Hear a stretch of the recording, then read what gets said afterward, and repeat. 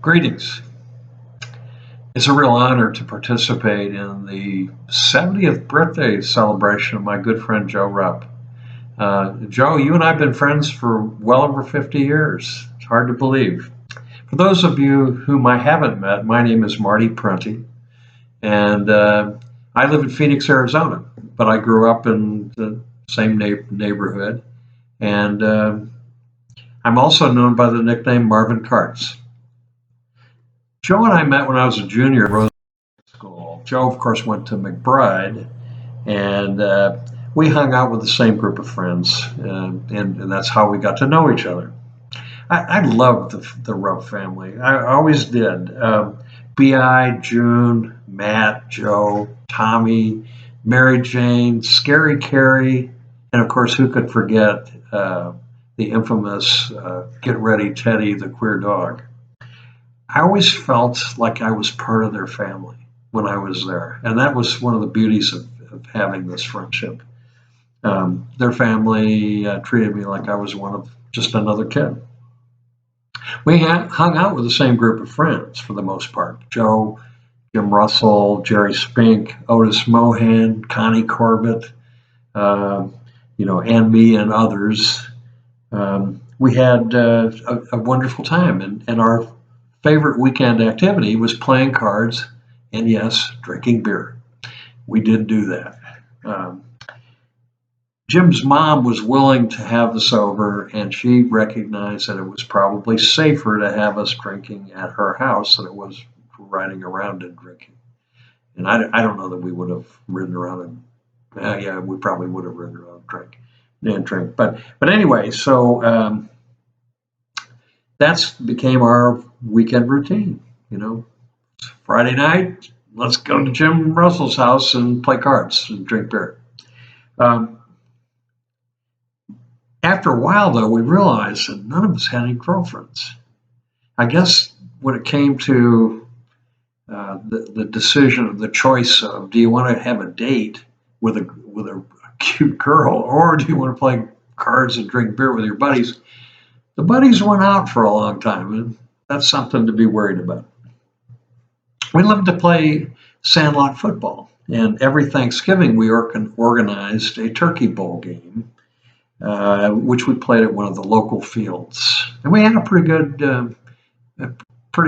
good number of people who showed up to play.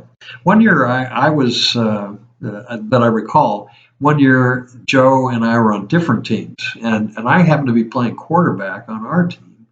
And in this particular play, I went back for a pass, and I was getting ready to throw it, and I got to right about here, and Joe, who was being kind of he he was about as wild as a hoot owl, to use his term, and he blocked the pass, but he also blocked my thumb, and I let out a shriek, and I probably let out a few choice words that I won't repeat.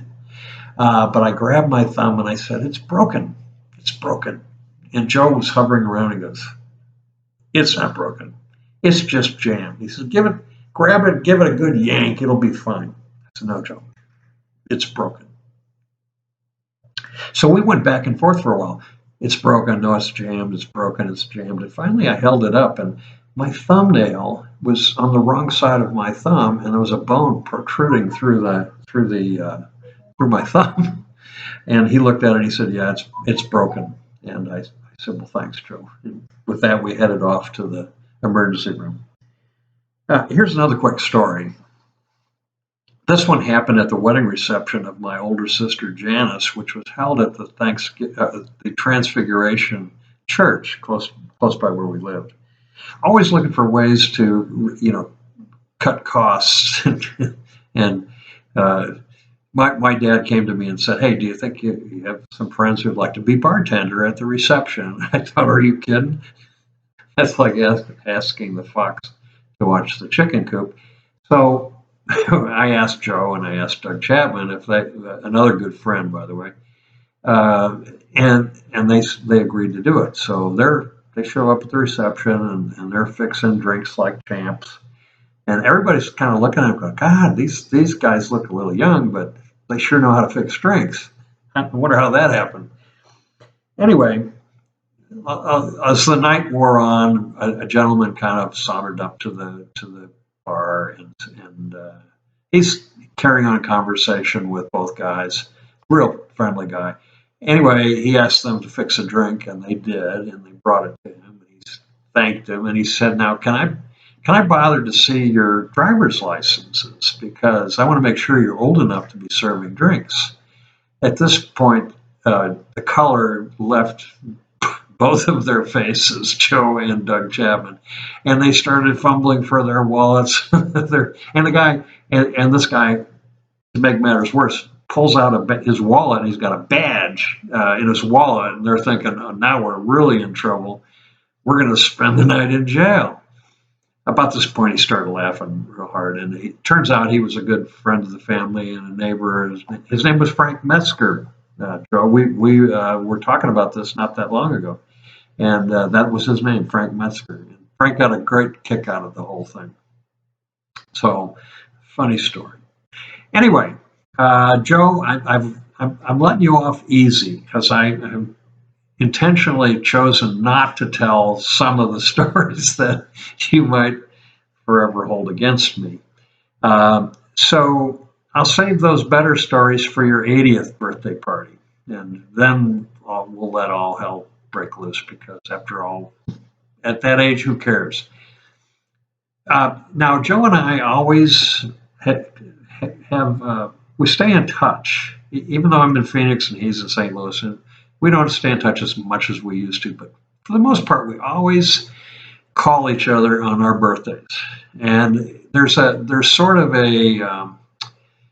there's a protocol that we follow, which is a little strange, as you will soon find out.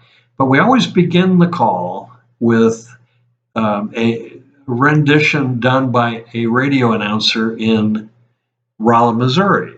And this is just the thing that we do, and it's a little weird, but Joe, I thought it might be a good idea to end our conversation with that same little rendition, so I'm going to do it right now. This is Jim Downs, KCLU, AM/FM, broadcasting with studios and offices high atop the Kearney Manor Hotel in Rolla, Missouri, where the time is 10:42 and the temperature is 76 degrees. And now, George Harrison, What is Life? Happy birthday, buddy. I'm sorry I can't be there with you, but happy 70th.